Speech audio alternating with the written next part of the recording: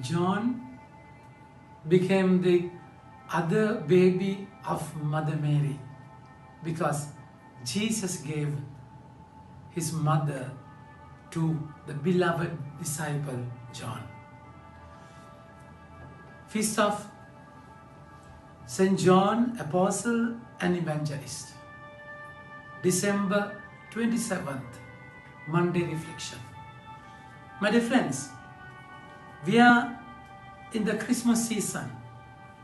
So the focus is on the birth of the Lord. And Jesus is born.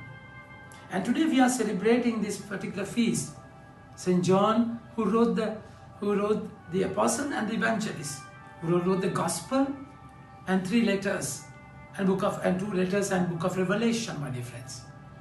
So think about his life with the birth of the Lord. The way Jesus is the Word of God, Logos, and conceived in mother's womb. And how John lived in that Word. So he's the disciple who was called, first to call in John chapter 1, and then last to die. He's the only disciple who never became a martyr. But then he underwent a white martyrdom. So it's his journey, it's his life. He found the Lord, and always he was named without a name in John's Gospel. He was called the beloved disciple of Jesus. So he's a kind of a model for us. If you want to be with him, if you want to be with the Lord, this is the way.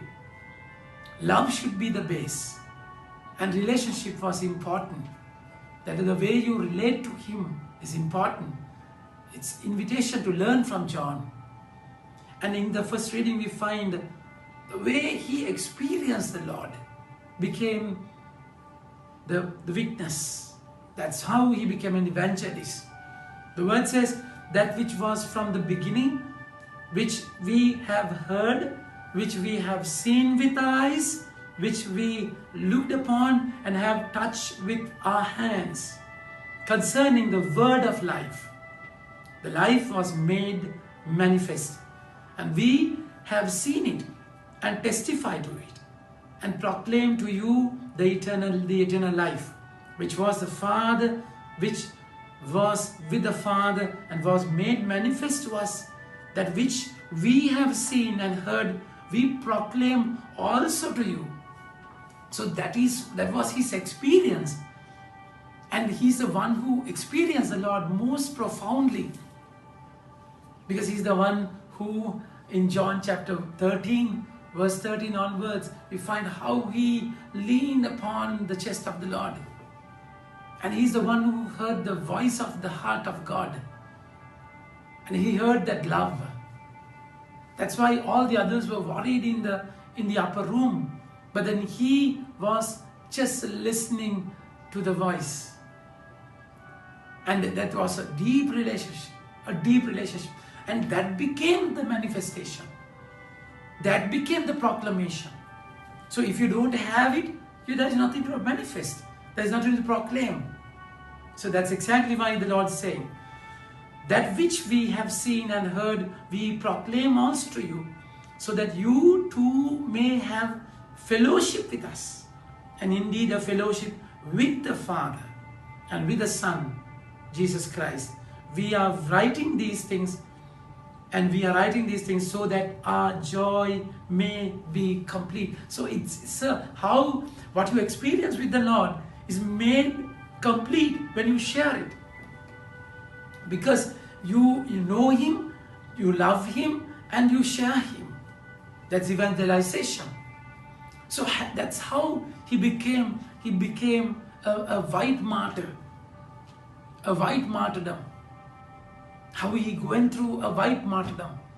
So it's a difficult journey. But then, my dear friends, he was the person who followed the Lord with conviction. And he was at the foot of the cross.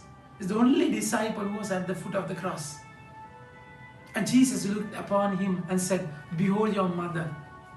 And word says, from that moment, he received Mother Mary to his house. And that house was different. That's exactly how, in the introduction, I said, he became the second baby, the other baby of Mother Mary. Jesus always loved him. And he was enjoying that love. And then in that love, he was full of that love. Nothing could separate him. Neither famine, destruction, death could separate him from his love. So that's exactly how he was different from all the others. And our challenge also to follow him, to be like him. That's why there is no name. The one Jesus loved, a beloved disciple. You can insert your name and think about that journey with him. My dear friends, so in the gospel we find, so he was born, St. John was born, evangelist was born in Bethsaida, and he's a brother of James and the son of Zebedee. And also his mother was Salome, who followed the Lord closely. And also we find she was at the foot of the cross.